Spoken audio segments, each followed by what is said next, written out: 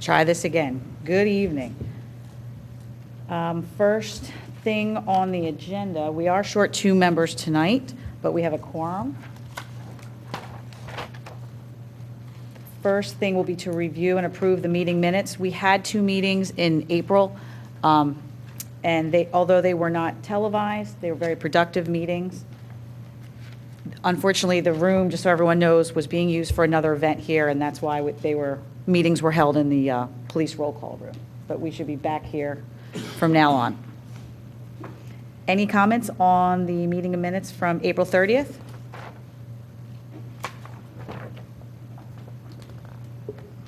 I sent you some comments, right? Did you? Yes, you did. Okay. Right. So were they incorporated? They were incorporated, yes. Oh, okay. Right. Then I have no further comments.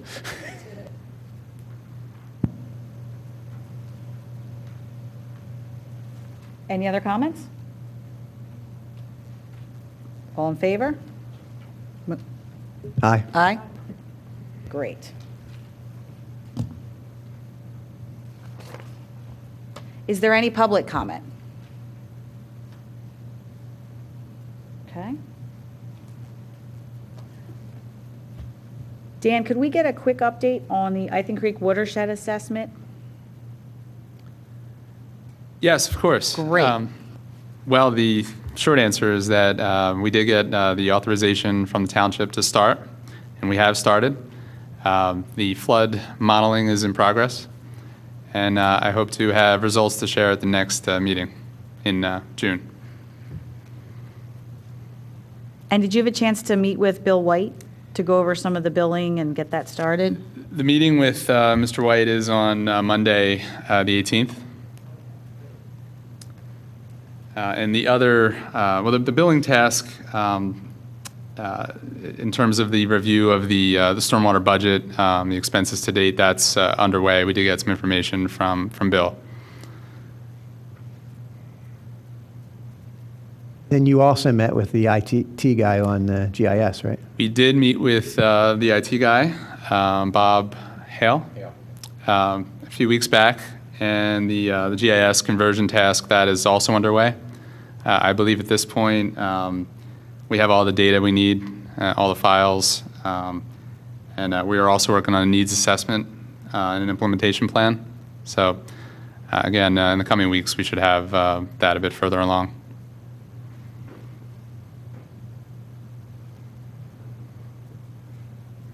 One more quick question. We had talked about the last meeting having some sort of breakdown of the finances at our June meeting, just in anticipation of what we need to get together for the board for August, September for budget. Is that still a reasonable estimate? Yes, and that's what I was referring to when we got additional information from Bill White. He sent us a fairly detailed report of his records, and that was, I think, last Friday. So we're still digesting that and need to go through it with him on Monday when we meet with him on the billing. Yeah. Sure. Does anyone else have any comments or questions? As far as the finance update, it'd be great if it's like really everyday person kind of present the information for a non-accounting mindset. Be great. Agreed. Thanks. I think I'm going to need that myself. So.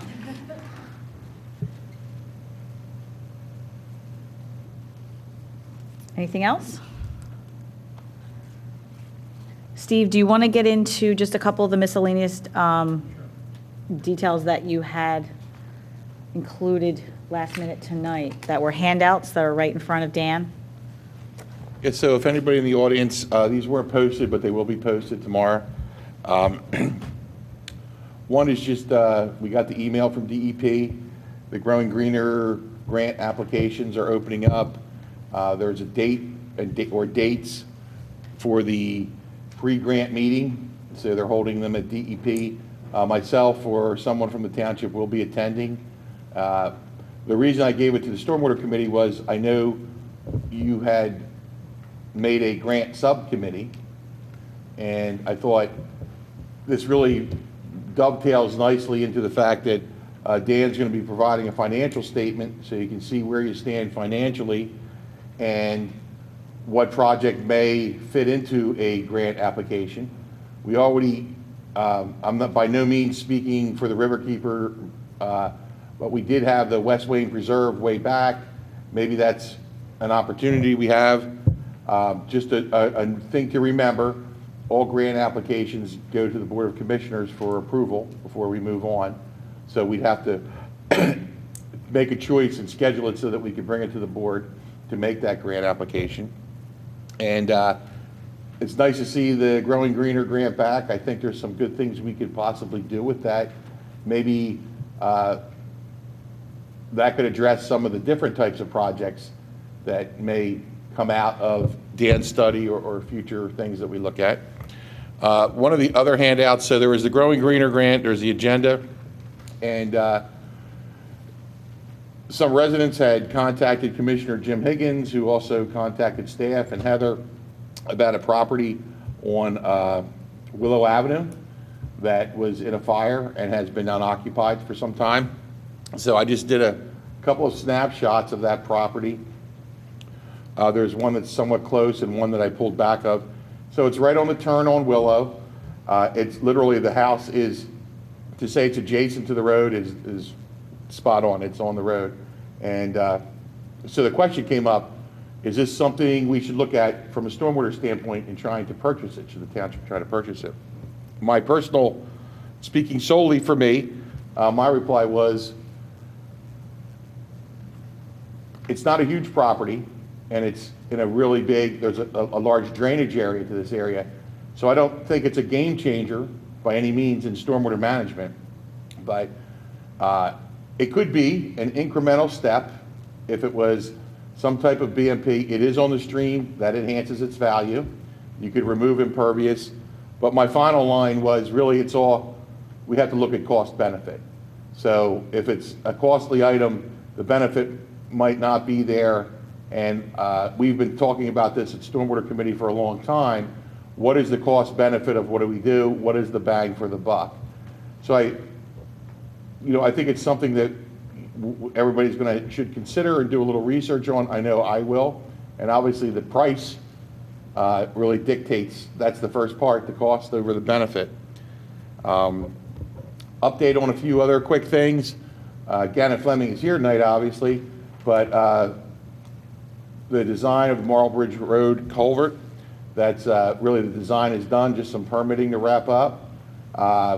The locating, televising, cleaning, and GIS portion of the storm sewer system was out. I brought it back. It's going to go back out to bid. And I'm looking at some alternate ways for the Mill Road pipe as opposed to replacement. Doing a little study of the drainage area to see that if we can do a liner, if the reduced diameter won't affect anything, because if that's the case, I'd rather do that, which won't disturb the road, and it'll be a lot easier work to do.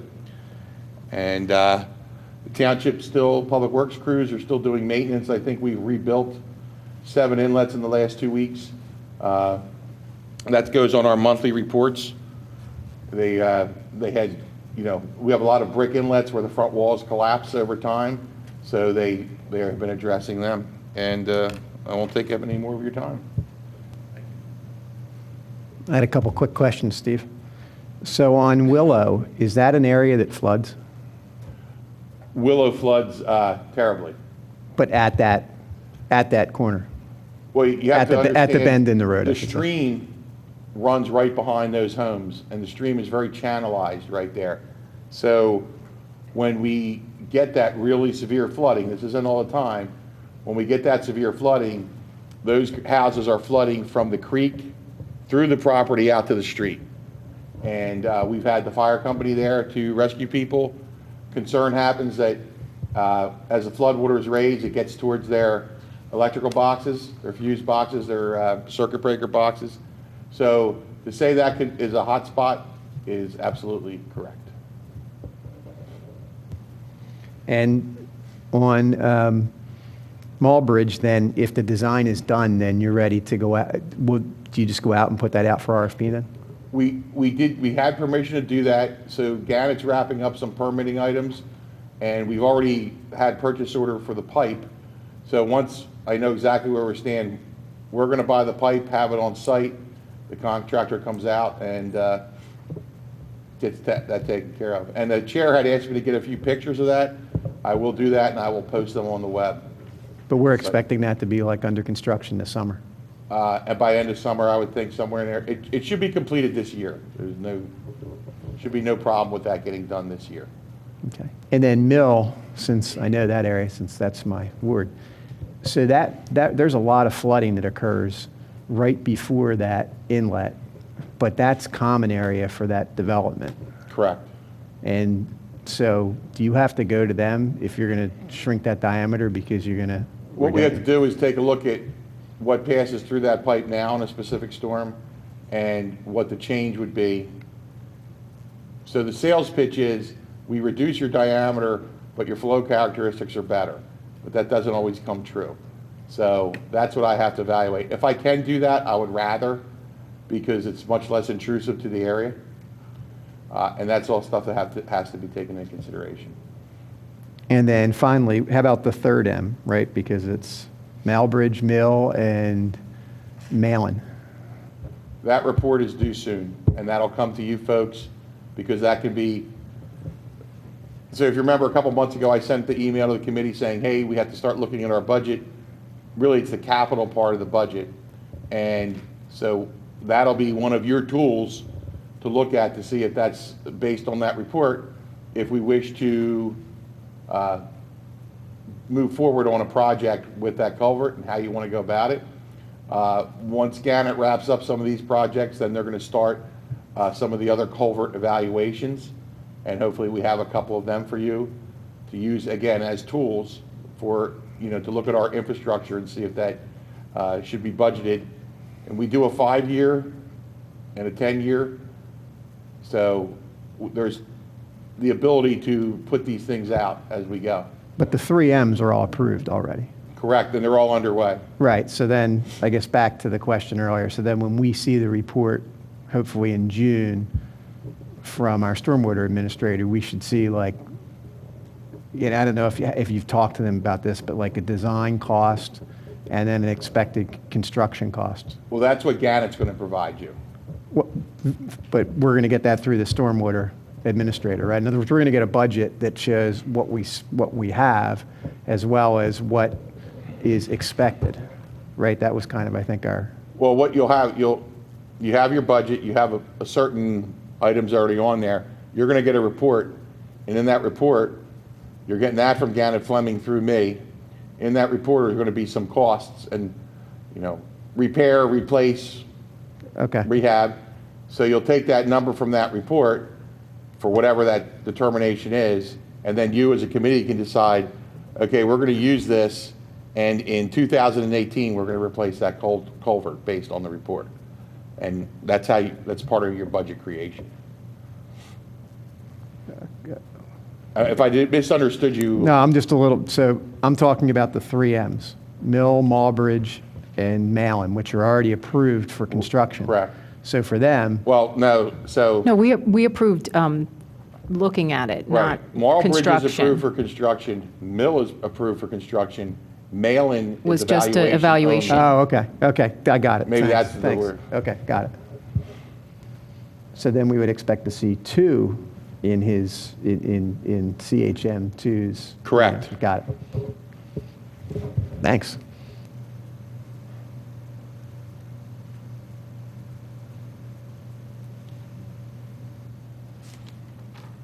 Any other questions? Okay. We were asked tonight if we could put, and it is first, Steve. Oh, yeah. Yeah, it is first. Gannett Fleming to discuss the stormwater ordinance. Okay, I'll just give a real brief intro, and I'll toss it to Gannett Fleming. So our stormwater management ordinance was created in 2005. So it's not a bad ordinance. It's an older ordinance. It's 10 years old. It's time to bring it a little more into current times with current technology and current ideas. There's some conflicts in there. So The Board of Commissioners authorized Gannon Fleming, and Roger Phillips is next to me. He is our appointed township engineer from Gannon Fleming. Matt Scholes is also from Gannon Fleming. Their task, this is the first stop on what will be a visit to the Planning Commission. It's going to go to the EAC. There's going to be a public meeting, and eventually all these will comments will be looked at, and at one point in time, it will go to the Board of Commissioners. So I will turn it over to Gannon Fleming. Thank you. We have a short PowerPoint that I can run through that takes some of the highlights. Unfortunately, I put the PowerPoint together before I saw the agenda, and I have an update on the North Wayne Avenue Stormwater project at the train station. So if you wouldn't mind, I could quickly run through that before we get into the ordinance, if that's okay. That'd be great, thank you. Okay, go ahead, Matt. Go ahead, flip to the next one. This is an aerial of the Wayne train station, and this is more on the westerly side of North Wayne Avenue. We've been asked to look at what improvements we can make on the north side of the train station, as with regard to any types of stormwater and BMPs that we can install. If Matt, if you take the cursor and go around the green area, the green area is a quick outline of the sub zone that actually goes towards the North Wayne underpass there underneath the railroad tracks. The blue dots are there is the existing stormwater system that's in there now, and it's a couple of inlets and a manhole. Goes underneath the tracks, goes to the other side on the north side, and then a pipe goes underneath the intersection basically there, and daylights out there into a small swale at right there at Poplar where Matt's showing with the cursor. There's no stormwater control at all. It's just free flow that goes out there.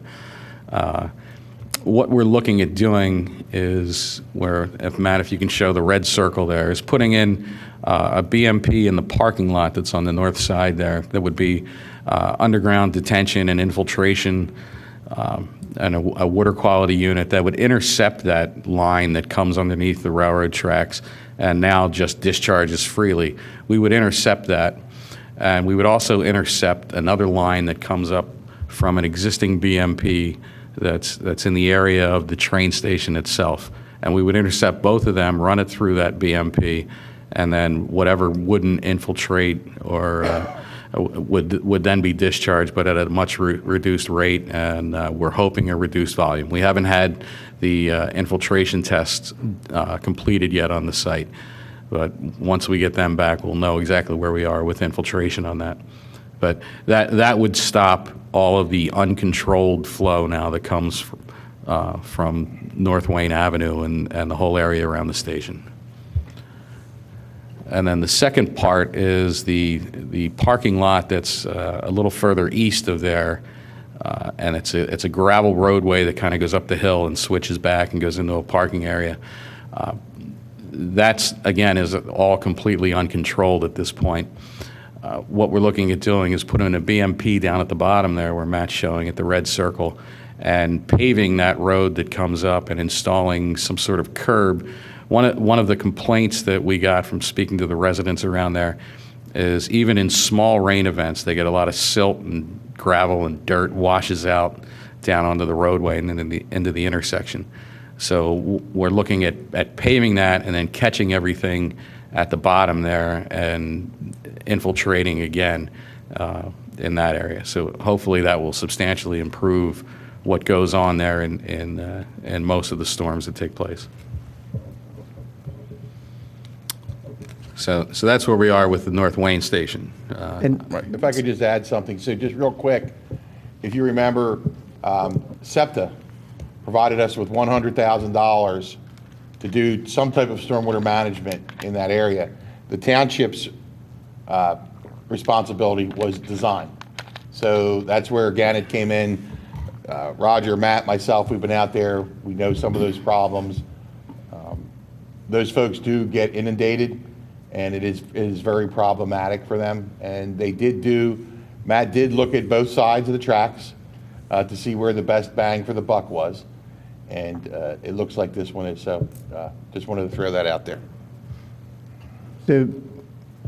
So for this one, the design was approved, spending dollars on the design. And if we wanted to spend additional dollars beyond, or if we need to spend additional dollars beyond the 100,000, then that would be something we would need to work in addition, correct? That is correct, because when I took Matt there and took him to that driveway Roger was mentioning, if you live around here, it's Lament's Auto Bodies up top, and it's actually Amtrak's ground. And I've been in touch with Amtrak over the years and really haven't had a lot of help from them for the residents for this problem. So that is an option. And the purpose of doing this tonight is, if you remember back at some other meetings, I was saying, projects that need to get approved through the Stormwater Management Advisory Committee. This one was approved through that whole PICO donation, but I want to make sure you folks are well abreast of the means and methods that we're trying to use to address this. And if you have any questions, comments, or concerns. So that's a pretty steep driveway. There's really no potential there to go with like a porous pavement or anything. And budget, it would be an issue on that, right? Well, it would be twofold. It would be budget, and we don't have the. Well, they obviously wouldn't the even want us to put that in because of the maintenance issues, probably, since That- it's Amtrak property. That could be. We haven't addressed that, but like I said, we haven't had any of the infiltration testing done yet, so we don't know where that stands. True, so it could not Right. even infiltrate there. We were thinking the same thing, is do we have to just do a driveway? Yeah, I really don't, just the little bit that I know about that site, I really don't see any green potential Yeah. infrastructure for My that. concern with pavers like that is you get washout now from the gravel that's there, and I would be concerned that you would get washout from the sand or the stone that would lock the pavers in. I'd rather stabilize that whole area, because I think as big of an issue as the water that comes down there is the silt and the sand that it brings along with it and deposits into the roadway. Regardless, if you were to change that entire surface, you still have, the top is really coming from that area to the right of the green. So that's all still unpaved, right?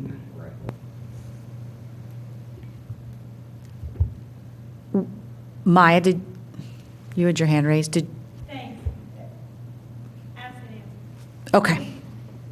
So I have a question. Is there a time frame that we're working with SEPTA for the money, and when you think infiltration testing will occur, and when we'll get a little more of a As concrete soon as the purchase design? orders are approved for the infiltration testing, Gannett will get the go-ahead on that. Okay. I'd like to put this out to bid as soon as we're able. So this summer? I don't know, we have to work out the parking issues with SEPTA. Okay. Because they're going to lose that. And I don't think they Okay. realized that when we agreed to this whole thing. We're basically taking up a big chunk of their parking. over Yeah, there. the BMP on the eastern part of the parking lot on the first slide is going to take a majority of that parking lot during construction. So we have to work out the details with them and the timing. That's just during construction. In the end, it's still going to be the same Correct. number of spots. Correct, yeah. And one thing for the Stormwater Committee, remember, June, July, and August, we have only one Board of Commissioner meeting per month. So if you miss the one in June, we're going till July. Roger, can I just ask a quick question on that? The sizing, I may have missed this, but how are you sizing these systems? Is there a certain storm size you're designing for? These systems, we're basically sizing them with the budget that we were given. So just Unfortunately, it's almost a reverse engineering. I mean, it'll be sized sufficient. We haven't finalized the numbers yet until we get the infiltration testing in, but we're going to infiltrate as much as we can with the money that we have, basically. Well, that's, I think yeah, that's. I think that's I what think we were that's- hitting on. Yeah, I don't think that's what we want to do. right. If there's something that we can look at to make it Do you a home agree? run as Right. opposed to a double, it might just be worth looking at that. And quite frankly, I don't have a feel for that now until we get the infiltration numbers back to really finalize the numbers. I mean, we have some preliminary numbers that we've done, but we haven't really nailed it down yet. But in the end, you'll be able to say infiltration is X and this BMP would cost Y, but if you went and did a Z, then you'd be at a 10-year storm versus a 2-year storm or something like that. We could provide that analysis once we get the infiltration testing done. Yes. So what we'll do is, I don't know that they need to come back, but once all that's done, we'll bring that back to this committee. And then if, at your pleasure, if that's what you wish to recommend to the board, we would go to the board and say, hey, we would like to add X thousands of stormwater fund money to this to bring this project up to that. And then we would go to bid on the enhanced project, for lack of a better term. If I can add to that, we're also limited by real estate there also because the area is only so big. So, certainly we'll do as much as we can in the area that we can do it. Well, you're also constrained because your outlet is at an elevation that's fixed, pretty much, right? You can't That's correct, modify yeah. that, so you can only go so deep. And especially if there are issues with infiltration, that becomes a bigger problem, yes. And obviously, some of the costs are going toward paving and curbing and some of those kind of associated benefits or improvements. So if that's it for... Any other questions? Comments? Okay, we can move on to the ordinance changes then. Perfect. What I've done is I prepared a few slides here that just take you through some of the recommended changes to the ordinance that we made. I believe you were all provided a red line copy back in February, and I'm just taking you through. I'm not going through every red line that's in the ordinance, but I'm taking you through some of the highlights.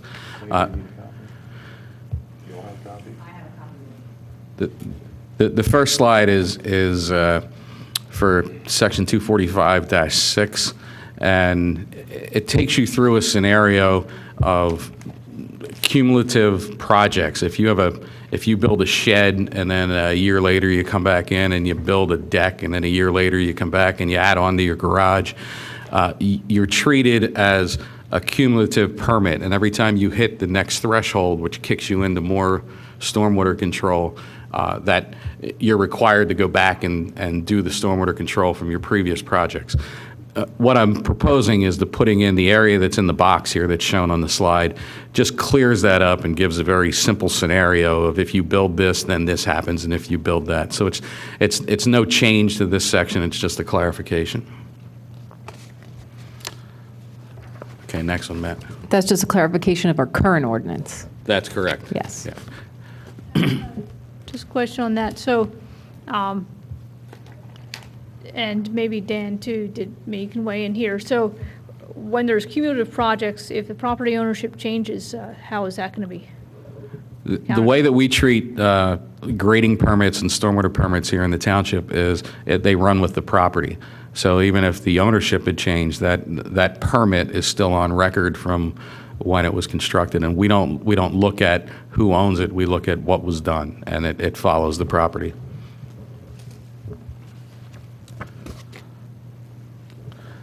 So the next item is this is the formula where you calculate infiltration volume in the current ordinance, and not to get too deep into it, but you infiltrate 1 inch of rainfall per event from each event over the impervious area that you have on the property.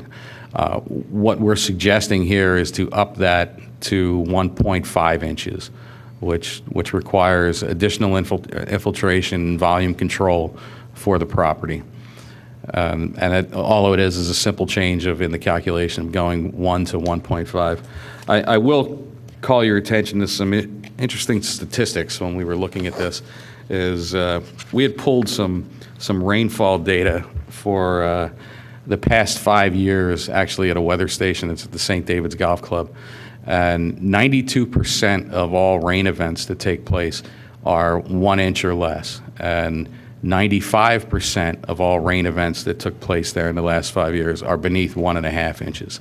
So the upgrade from 1 inch to 1.5 is catching about a 3% difference between the two.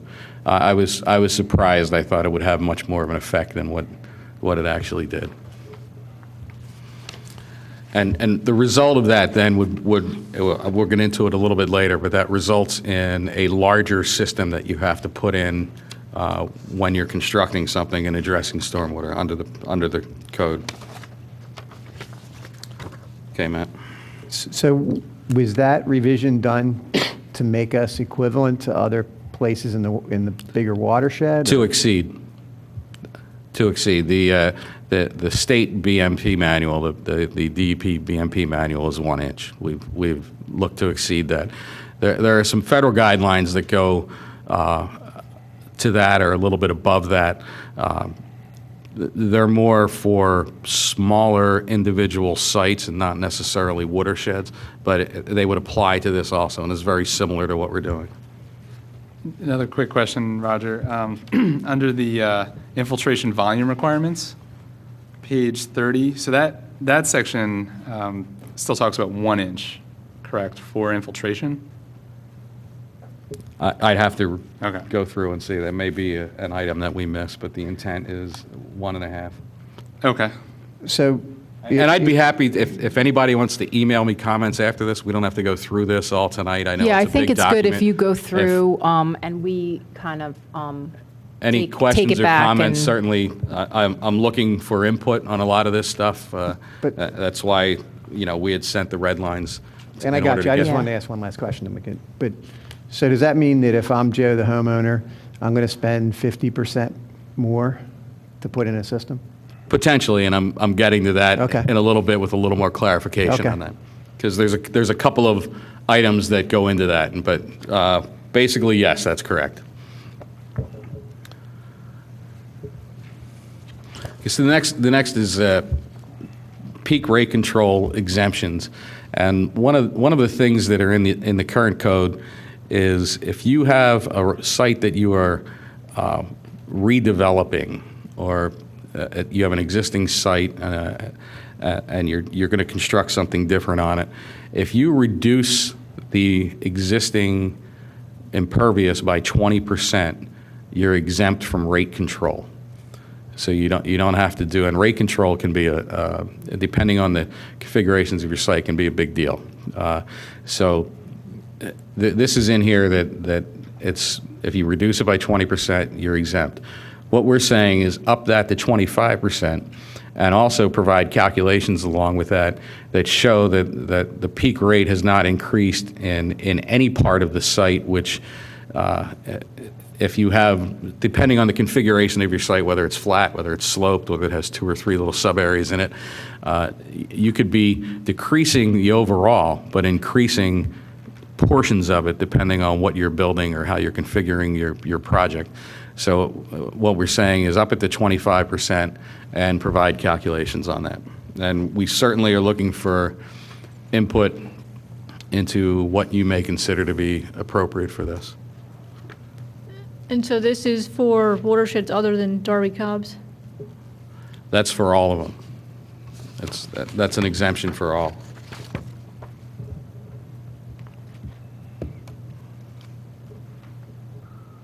you're looking at the peak rate as it leaves the site? Is that what where are you evaluating? Yes, that's what it- Anywhere that's it what it leaves looks the at, site? yes. Okay.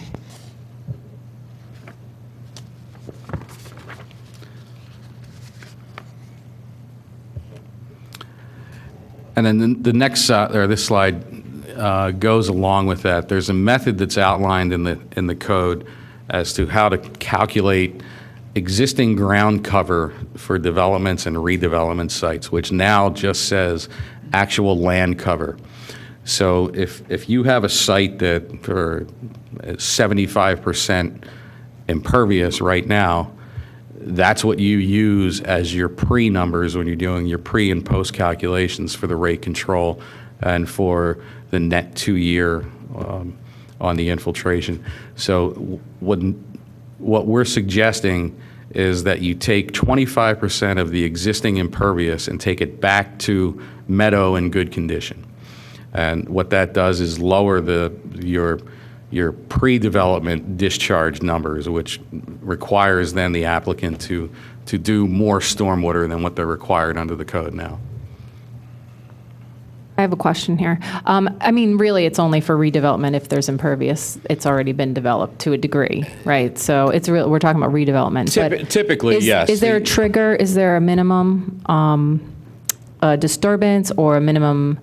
There isn't at this point, and I think we talked about that the last go around, didn't we? Yeah, we kind of talked about it because what we did before was the last go around we said take it back to 100% meadow in good condition, and the general consensus was that was excessive.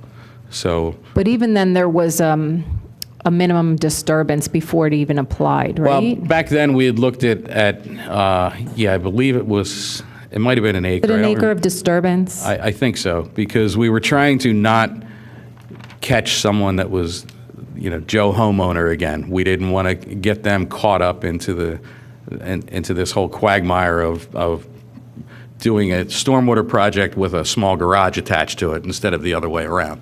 So, we had looked at a minimum, but what this is much more relaxed than that last version. And all this is saying is take the 25% of whatever your existing impervious area, and turn 25% of that back. So if your site is 50% impervious now, you're taking 25% of that 50%, returning it back. It's not 25% of the whole site, just the impervious area. Yeah, I would recommend that it has a trigger, so much disturbance. I don't know that it needs to be an acre, but even if it's as low as a quarter acre, but I don't really know what that number is.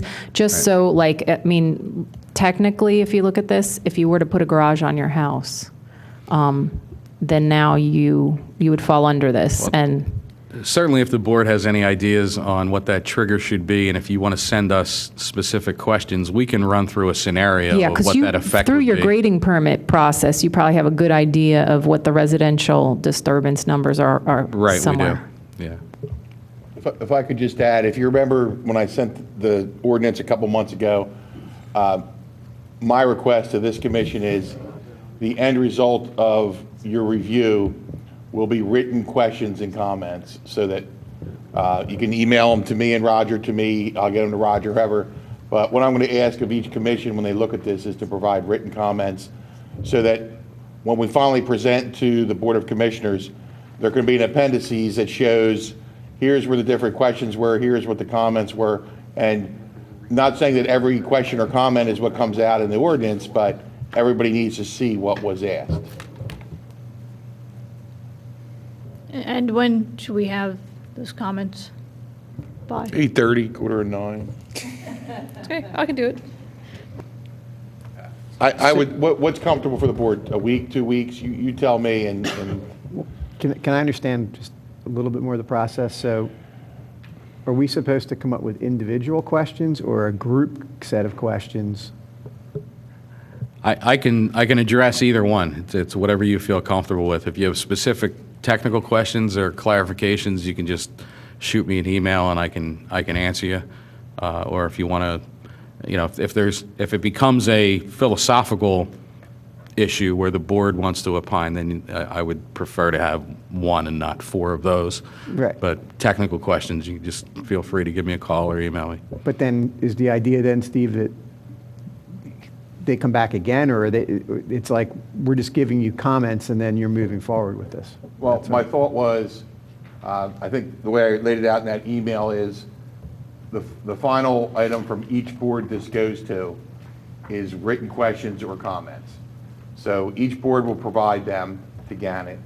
They incorporate them as best they feel. So we go to Planning Commission, we go to EAC, we do a public meeting. My thought was before we go back to the Board of Commissioners, we have to come back here. So you would see the latest, greatest final draft, and from there, I would look for your recommendation, yay or nay, to the Board of Commissioners that, yeah, we're on board with this. We'd like to see this enacted.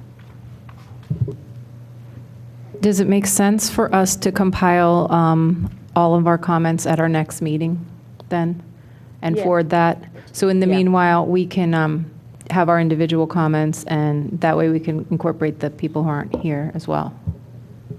Does that make sense, Steve? Because, I mean, good there's idea. time. We knew that this was It's going to take time. year-plus effort, between the boards, the public meetings, and that there's going to be back and forth. So that's fine, because we might move on to the Planning Commission in July while you're compiling your comments, and we just keep moving that way.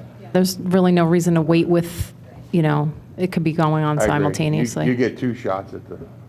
I'll try to be quiet over there.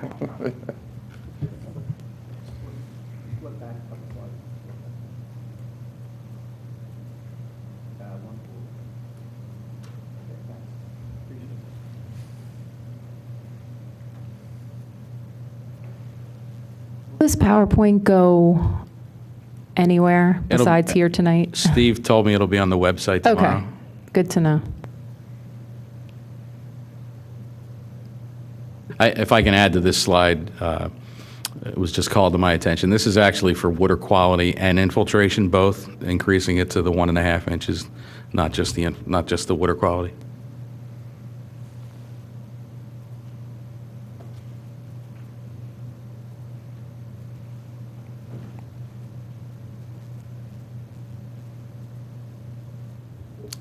We ready to move forward?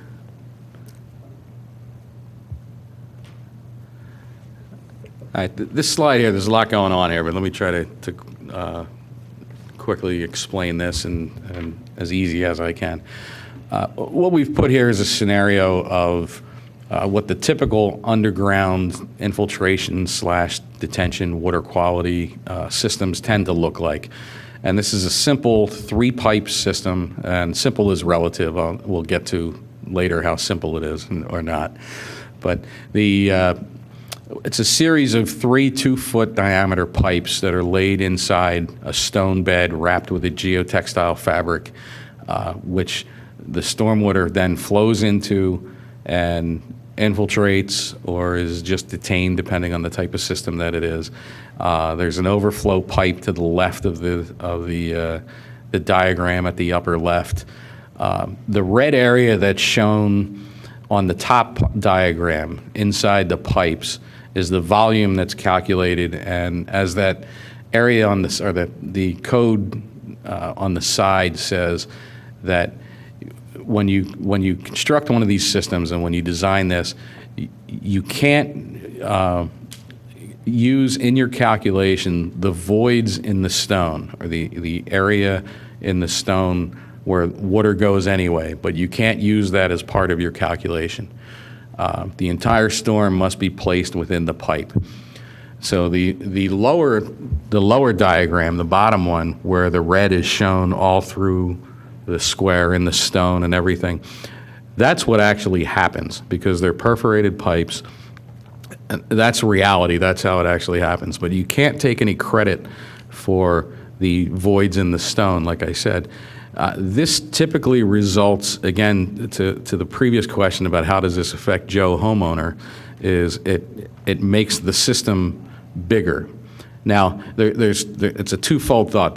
It's a more conservative system, so if you're not taking credit for the voids, it becomes larger. It actually treats a little more stormwater than what would be required, but it also comes at a cost. The majority of these type systems are constructed for the people that are building a home, putting a large addition on their home. It's mostly, if you put over 1,500 square feet of impervious in your house, you're most likely building one of these. So if we can go to the next slide. What Matt and I did was we put together like a sample grading permit of someone that constructs a house that is a 3,000 square foot footprint of a house with an additional 1,500 feet of miscellaneous impervious surface, such as driveway, deck, patio. So we ran through how you would typically do the calculations to size one of these systems for water quality and for infiltration. So if we can go to the next slide, that briefly runs through some of the basics of the calculation. I don't have all the details in there. But for the groundwater recharge on the 1-inch scenario, you need 375 feet of cubic feet of storage. You need, for the 2-year pre versus post condition that's required by the code, you would need 540. And what you would do is you would construct this system to whatever the largest number is that would be. And the third scenario, if you look all the way at the bottom, the water quality volume, if you up that to 1.5 inches, the system gets actually 778 feet.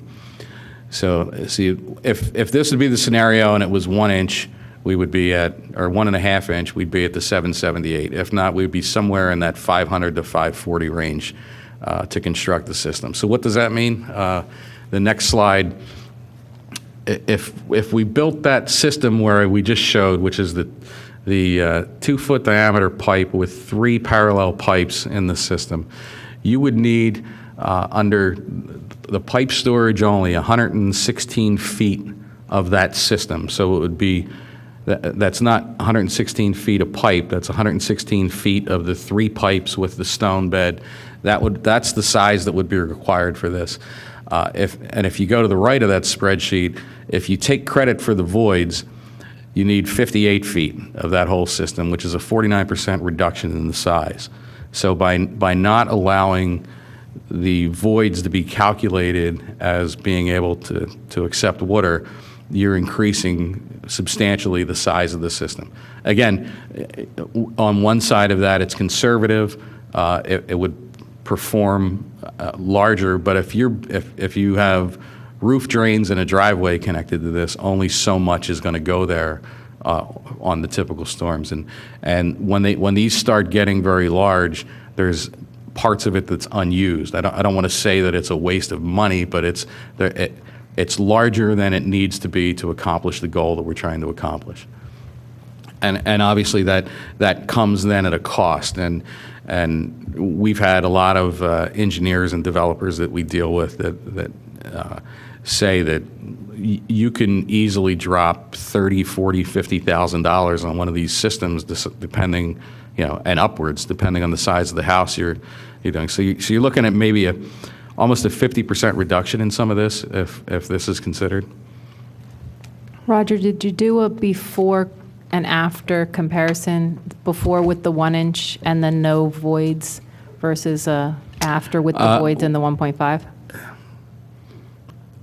No, we didn't extend it. Well, because if you took that, no, but if you go number, back to the other slide, Matt, the chart.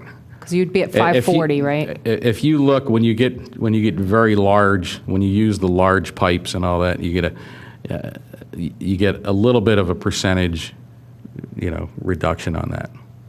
But no, to answer the question, no, we didn't do both scenarios. Yeah, that would be interesting to see. Are you better off before or after the regulation as far as a homeowner putting in a system? Well, certainly the 1.5 inch is going to increase the price also. So you have, Right. So I think it's at some point it's probably close to mitigating the other. If you look at it that way, if you allow the stone to be calculated and you go up to 1.5 inches, yeah, you're probably somewhere in that ballpark Yeah. of a net zero. Which is beneficial for the residents. And on the larger scale projects, the 1.5 inch becomes more of a factor. Yes. So, being the slow one in the group. So, right now we have 1 inch, and you don't allow the impervious to be counted. That's what our current regulation says, right? I think I understand your question. Yes. Right, so right now it's 1 inch pipe, and we don't allow impervious to be covered. And what you're proposing, or what we're talking about, is that it would be 1.5, but you would allow the, impervious, I'm using the stone to be included, Yes, that's correct. right? So I guess I'm not a water guy, as you'll tell by the question, but to me, 1 is fixed for the life of it, right? Because that 1 inch pipe is always a 1 inch pipe. It's not a 1 inch pipe, it's 1 inch of rainfall. 1 inch of rainfall. Oh, okay, so 1 inch of rainfall, but that pipe is always a pipe. But the stone around that pipe can be infiltrated with sediment over time. Well, it's what we require here is that, Matt, if you go back to the diagram with the pipes, on the outside of the rectangular part of the trench, all that stone is wrapped with a geotech fabric that prevents what you're saying, sand, stone, silt that come in. Forever, though? Well, Well, forever, I mean, forever's a long time. while. That's not fair, but. And then we also require that these systems have some sort of a port or a manhole to where you can actually access them to clean any sediment that may end up there and get into the pipe. And during construction, we're very adamant that this whole area, when it's constructed, is protected from any washout during construction and any sediment, because as soon as that gets in there, it just clogs it up and it becomes Right. a tank. Right. So there's a lot of precautions that are taken along the way to ensure that that doesn't happen. But it needs ongoing maintenance too, and there's part of the code requires ongoing maintenance of the homeowner taking care of some of these issues too. Yeah, I mean, it's very common to take credit for storage in stone voids. I mean, that's, I would say the majority of the systems we design are mostly aggregate, in fact. And if we have pipes, sometimes we just ignore the storage in the pipes. So it's very common to do that. And I think it's overly conservative not to include that's storage. I think that is driving up the cost, and it's overly conservative, in my opinion. And part of the when we were making some of the modifications to this ordinance, we used some of the sample ordinances that the Delaware County Planning Commission has, and this is not in there. That the not using the voids of the stone is not in their sample ordinances. I tried to do a little research of how it ended up in our ordinance, and I was unable to determine where it came from, because it's also very ambiguous, this section, and it's very hard to enforce some of the other language in this section of the ordinance too. So we're going to, I have to talk to the solicitor. We're going to change some of this language and try to get it a little tighter so it's easier to enforce. But I'd also look to take out the voids, and be able to count the voids in the calculation. Do you specify what type of stone then, so you don't have like Yes. a number 57 where you get a lot of fines? popping up? Absolutely, yeah, we do. It's a clean stone, and that's all outlined. Yeah, it's in the construction standards that we require during our review. And then if I can just take to the last slide, and or actually the next to the last slide. That one there. I don't know how much time everybody spent reading the codes here in Radnor. It's interesting reading sometimes. There are, in 3 codes, which is 245 is the Stormwater Ordinance, 255 is the Subdivision and Land Development Ordinance, and 280 is the Zoning Ordinance. Each one of those sections of the Radnor Code has a definition for impervious surface. And each of those definitions are slightly different. And they're used for different purposes, which could be some of the reason behind why they're slightly different.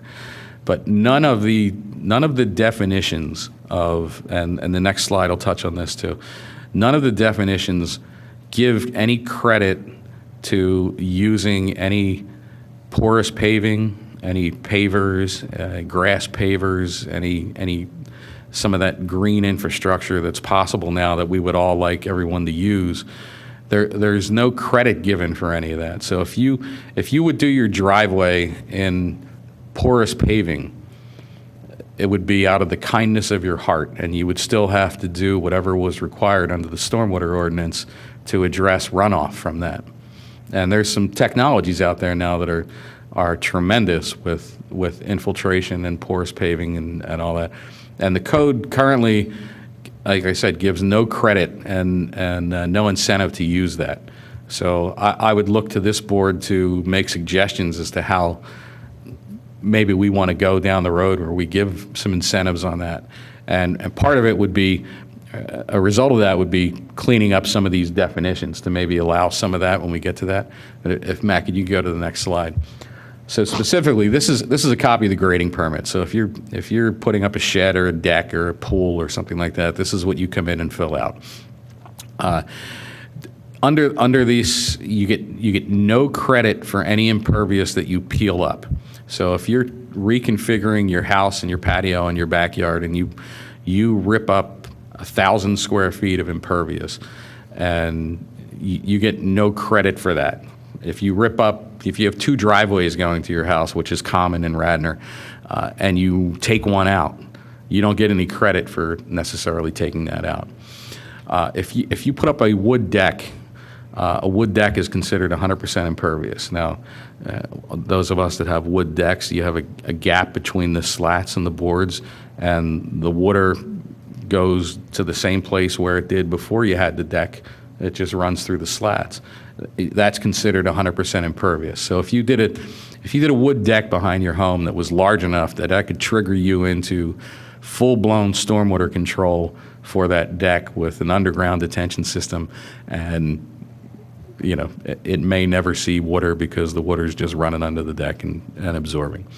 So we'd like the board to consider also maybe some sort of a credit if you're doing these wood decks. Now, not every deck is the same, so you would, when we'd get a permit in, we'd have to review the specifics of that deck. If it was one of these new Trex style plastic, recycled plastic decks, and they butt those up right against each other, that just becomes a solid floor. So that I wouldn't recommend that credit be given on that. But when you do a wooden deck and you have, an 1/8 inch or a 1/4 inch between those slats on the boards, it runs right through that. So that may be considered. Interesting enough, a pool is not considered to be impervious. So if you put a pool in your backyard, and part of that thinking is that you don't get a runoff from a pool. It evaporates until you get the big rain and it floods. Then you do get runoff, and you get a lot of runoff. So, and it's ground cover, and nothing is infiltrating beneath that area. So you've removed that area of the pool from being able to infiltrate rainwater. So it may not be causing a problem, but it's also not infiltrating. So, there's another thing to think about.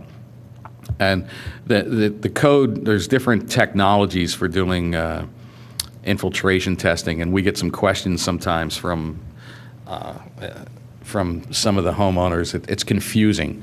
So we're going to clean up some of the language that deals with whether it's a regular old perk test or if it's the double ring infiltrometer. So we're looking at cleaning that up too. But I just thought it would be interesting if you're not familiar with the grading permits of how that works, and you see the list down there on the left, where it takes you through the different, whether you deck, patio, structure, and you get no credit for taking anything down. So if you, and it's very common for people in Radnor that new homeowners come in, they'll buy a house and they'll take down the detached garage and they'll put a patio up, and you could end up with a net reduction of impervious, and you're still required to do a full-blown stormwater for what you actually install. So there's no incentive, again, for people to take out the extra driveway or the long driveway they have or the wide turnaround in front of their house. There's no incentive to take that out. Even if they don't want to use it or they don't need it, I don't know that they're going to take it down just to take it down, unless they would get some credit for that. So is the no credit part of our code, or is that somebody's interpretation of our code? No, it's part of the code. It's in the code. And some of the, like the pool, some of those things say as determined by the township engineer. If you really wanted to call a pool impervious and you had to for some reason so you probably could, but I think those things tend to be more like Right. what we've done on other projects. Right, and part of where, again, going back to the three definitions, if someone has a lot that they're up against their impervious cover under zoning, and they want to take something out in order to get back below that coverage to be able to put an addition or something like that, again, the only incentive is that they can build something else. You still have to account for that as if it was there on the stormwater side.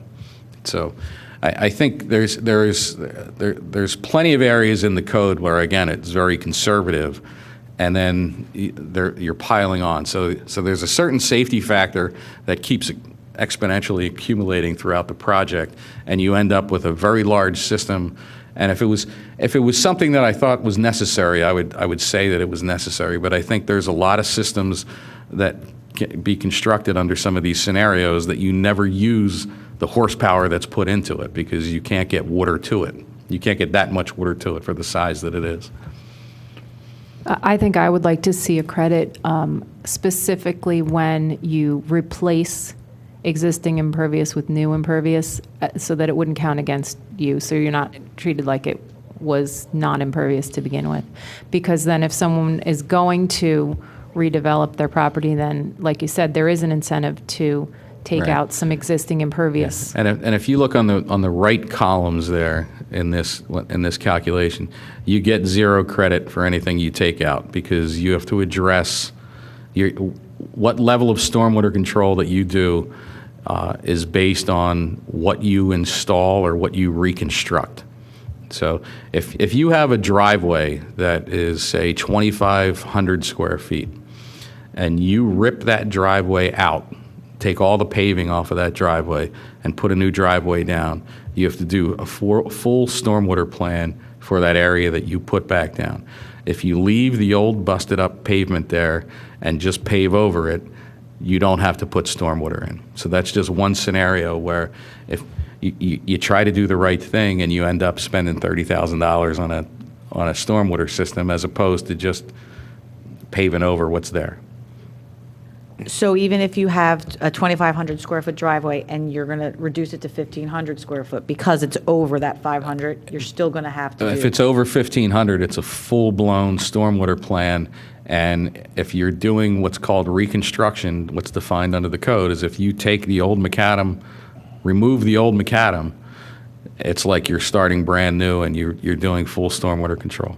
So yeah, so that's a perfect scenario. What I was speaking is you're doing something to reduce something, and then you all, I don't want to say you're getting penalized for it, but you know it becomes a burden. It makes someone think, do I want to build a $30,000 stormwater facility with a driveway attached to it, or do I want to fix my driveway? You know, it changes the scope of the project. So should we make a motion for common sense? And I think I'm there's serious. just one thing you have to. We're not making our recommendations Yeah, right there's now. one We're thing you need to just- consider. You just want to make sure that if there's a net reduction, there's still some type of stormwater management. You don't want to let them out of the whole, right? You don't want to make it so that you can redevelop a property, and if you're impervious neutral, or you reduce it by 30 square feet, you're off the hook. So there's got to be some. That's where we get trigger. our trigger for the impervious coverage and Correct. disturbance type thing. So Right, we have to figure out what the exactly. right number is so that that meadow condition would kick in. exactly, yeah. If I may comment, I deal with homeowners on a fairly daily basis going over grading permits and whatnot. One of the largest issues that I come across is a homeowner will tell me that he has an existing patio. He wants to remove a broken up brick patio and put down a nice, blue stone, same area, no increase of impervious. And when I tell him that there's going to be a multiple $1,000 tag to go along with it, well, then it becomes, people start trying to find new and inventive ways to get around the ordinance, whether that's poor construction techniques or Yeah, there's doing it unpermitted. The lower limit in the code is 500 square feet, which triggers. I couldn't tell you how many 496 square foot patios that we've seen installed over the years here. So it does become quite a burden on homeowners who are either trying to maintain or to better their property. And like Roger said, it's they don't seem to have any sort of benefit to better their property or to remove a driveway that they don't use. Yeah, and to be clear, in no way are we saying get off the hook for doing stormwater. I mean, we think that, if you're building a new house, if you're building a garage, you need to address what's coming off your roofs. If you're expanding your driveway, you need to address what's coming off of that. If your stormwater is affecting a neighbor, you need to address that through curbing, through inlets, through different techniques. We're not saying don't do anything. But there are some simple scenarios that happen here that really kick people into another level of cost for a small project. Sure. Come on up to the mic. Just the example of the patio for the patio, there is no net decrease of impervious for the patio for a patio example. So you would have to do the stormwater management because you've not decreased impervious. I just wanted to clarify on that. Is that true?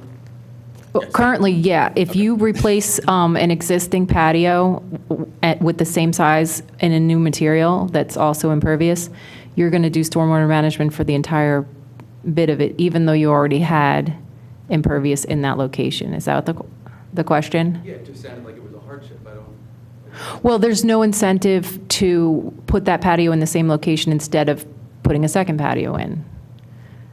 The example of a driveway is a little more of an impact. So if someone were to remove a large driveway that they're not using, there's really no benefit to that. So maybe they're building a little shed or a garage or something, so they can use that to offset, just so that, for infiltration purposes, I guess.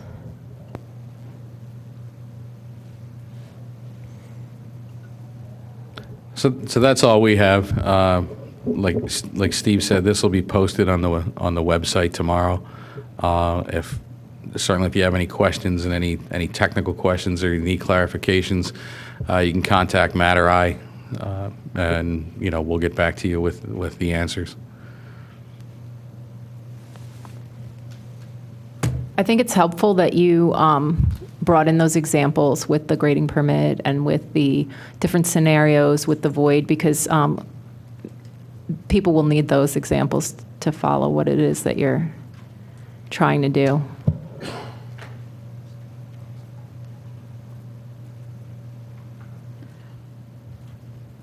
Public comment?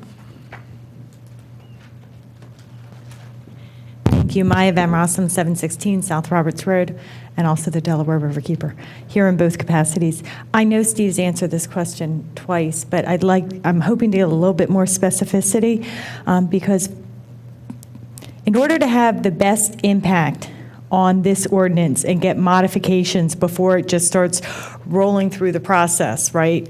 Once a proposal like this is going through the process, it's much harder to get adjustments towards the end. So now is really the time for people to speak up and offer ideas and solutions and modifications. So it would really be helpful. Is there any way for you to give a little bit more clarity on how much time people have to consider this ordinance and give recommendations or thoughts or ideas before it starts to really solidify and start marching through? Sure. We'll give, so now this will be the first time that it's posted. I did not want to post it till it came to this committee out of respect to the Stormwater Management Committee. So it's going to get posted. It'll be in the engineering stormwater management section, and for a while it's going to be on the front page also. But I will give specific timelines, and I don't want to do it in July. I'd rather wait a little bit. I thought it best to do the public meetings in the fall when everybody's back from the shore, everybody's here because their kids are back in school, and that's when we get the most bang for the buck.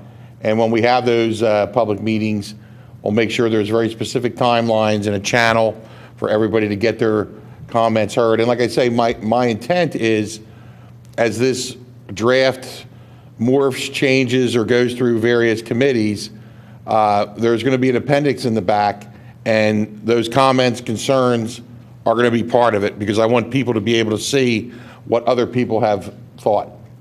And more importantly, the final say, the Board of Commissioners, I want them to see that. So if somebody writes a letter saying, I think this is the greatest thing since sliced bread, or I hate it, that letter is going to be in there. Even if that letter goes in today versus during the formal public process? Yes. Thanks.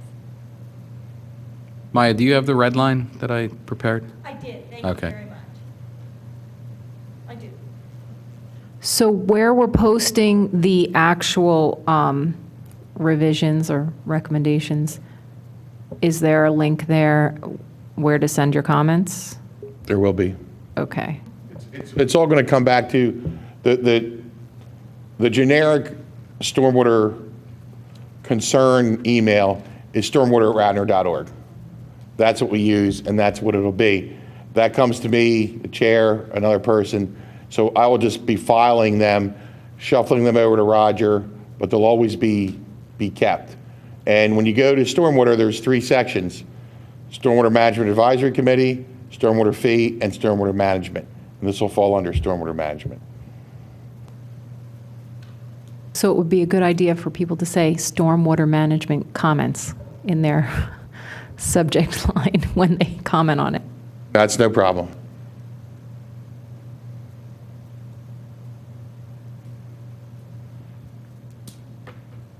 And so next month, we will have our comments ready, that's correct? That's what we're doing? Yeah, I think, I'd like to. This way we can start compiling comments and Steve can start collecting them from the different committees in preparation for the fall. And again, any clarifications or questions that you have, contact me. You don't have to wait till next month to do that, so I can, so we don't lose any time. Yeah, it's just a matter of like kind of synthesizing our opinion on the stuff rather than asking questions or. I mean, since we have 3 civil engineers on the board, so if you have specific questions to Roger, please feel free. I just request you copy me on the question. But when the board makes a recommendation, that'll be an official document, memorandum, resolution from you folks. Do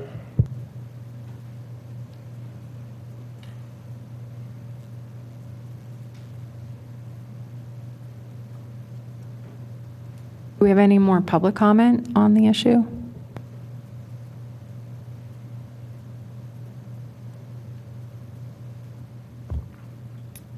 I dare say we're going to end early tonight, but I did want to mention one thing that working with Steve on. Recently, there was a Wren grant rain garden that we had planted right at the front of the Township building adjacent to the creek. And there's going to be 2 more small rain gardens. I think it's a little further down the creek, but still on Township property, that we're looking to plant on Saturday, May 30th, between 9 and 12. So Steve has been kind enough to regrade the area. He's going to have soil there. We just need some muscle to help do the plants. The other planting was a lot of fun. The kids had a great time digging in the dirt. So if you'd like some information, we'd love to have a hand to do it. Thank you, Madam Chair. All right, our next meeting is scheduled for, let me look here, June 11th. And it will be held here. Any other comments? Meeting adjourned.